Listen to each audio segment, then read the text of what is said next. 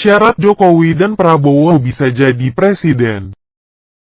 Hasil pemilihan presiden 2019 masih menunggu rekapitulasi dari Komisi Pemilihan Umum (KPU).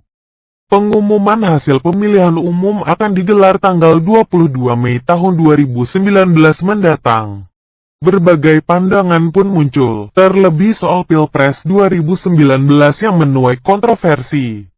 Ketua Asosiasi Advokat Konstitusi, Bahrul Ilmi Yaakob mengatakan, penetapan pemenang Pilpres 2019 tetaplah harus mengacu dan berdasarkan ketentuan pasal 6A ayat 3 yang berbunyi, pasangan calon presiden dan wakil presiden yang mendapatkan suara lebih dari 50% suara di setiap provinsi yang terbesar lebih dari setengah jumlah provinsi di Indonesia, dilantik menjadi presiden dan wakil presiden. Norma pasal 6A ayat 3 merupakan norma konstitusi yang berlaku positif. Oleh karena itu, pemenang Pilpres 2019 harus memenuhi dua syarat. Pertama, memperoleh suara lebih dari 50% dari suara pemilih sah dalam Pilpres 2019. Kedua, perolehan suara tersebut harus tersebar minimal 20% di sekurang-kurangnya pada 18 provinsi. Oleh karena jumlah provinsi saat ini sebanyak 34, kata Bahrul kepada Viva lewat pesan tertulis Minggu tanggal 21 April tahun 2019.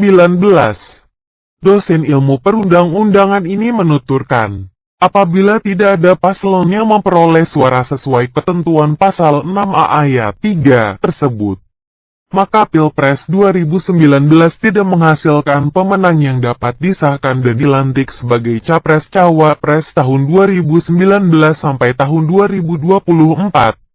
Ia menambahkan, sangat disesalkan sekaligus memalukan ketika beberapa ahli hukum tata negara melacurkan diri dengan mengatakan norma pasal 6A ayat 3 tidak berlaku oleh karena telah ada putusan nomor 50 PUU 12/2014.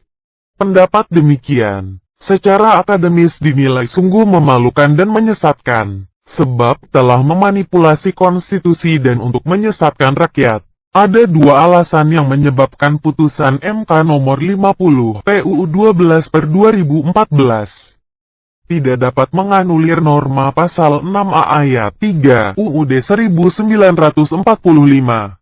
Pertama, MK tidak memiliki wewenang menguji norma UUD 1945 oleh karena tindakan demikian bersifat ultra vires. Kedua, putusan MK nomor 50 PUU 12/2014 muncul dalam proses pengujian terhadap pasal 159 ayat 1 Undang-Undang nomor 42 tahun 2008 tentang Pilpres yang sudah tidak berlaku, ucapnya. Oleh karena normanya telah diganti dengan Undang-Undang nomor 7 tahun 2017.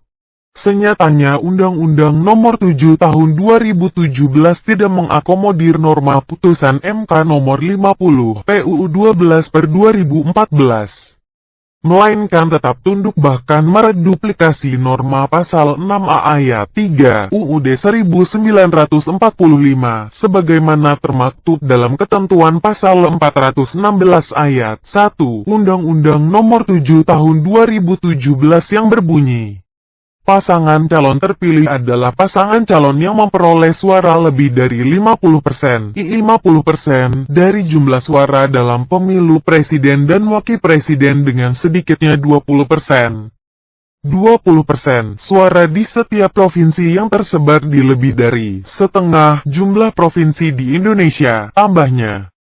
Dijelaskan Bahrul, apabila dalam Pilpres 2019 tidak ada paslon capres yang memperoleh suara sesuai jumlah dan sebaran yang ditentukan dalam pasal 6A ayat 3 UUD 1945 Jo pasal 416 ayat 1 Undang-Undang Nomor 7 Tahun 2017.